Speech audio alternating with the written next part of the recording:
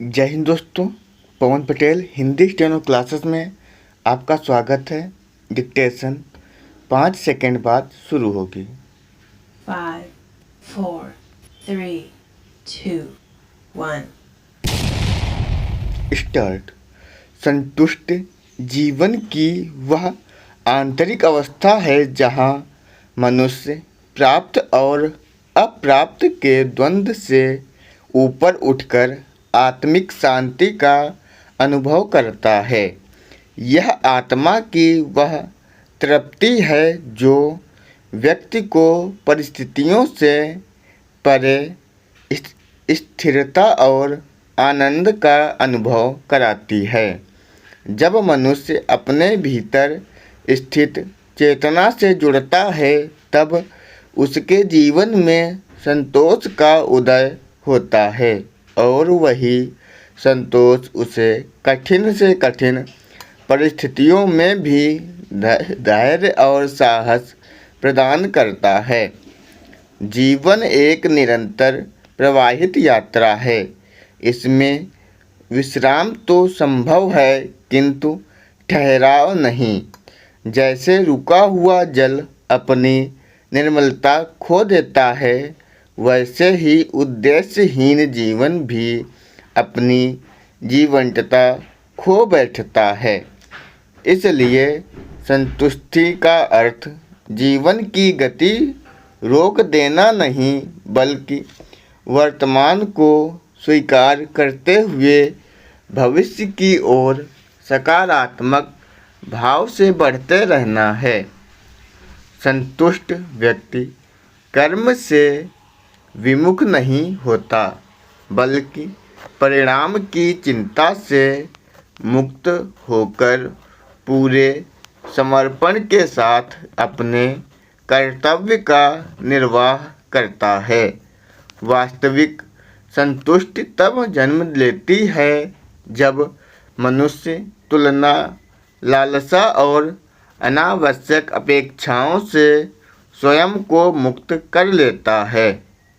जो उपलब्ध है उसके प्रति कृतज्ञ होना और जो अभी प्राप्त नहीं हुआ उसके लिए पुरुषार्थ करना, यही संतुलित जीवन का आधार है। दूसरों से अपनी तुलना करने वाला व्यक्ति कभी संतुष्ट नहीं हो सकता, क्योंकि इच्छाओं का अंत नहीं है। इसके विपरीत जो अपने भीतर के स्व को पहचान लेता है, वह सीमित साधनों में भी असीम आनंद का अनुभव करता है।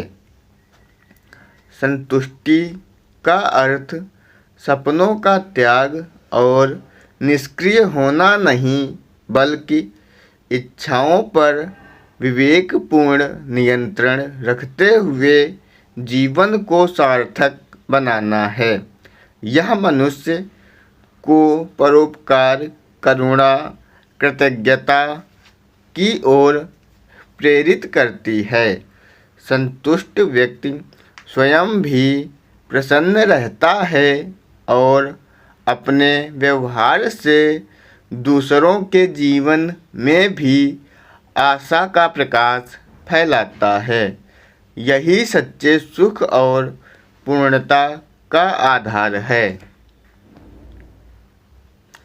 विद्युत कंपनियों द्वारा कंप्यूटर आधारित प्रक्रिया से उपभोक्ताओं का बिजली लोड बढ़ाना उचित नहीं है।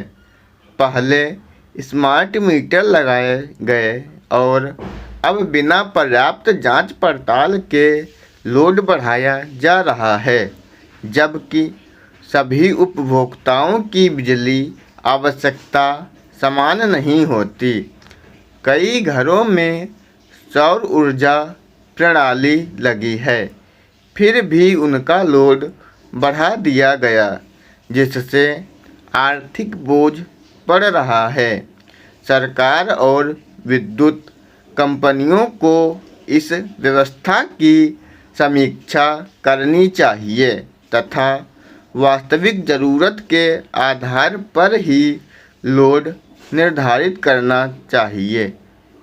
स्टॉप।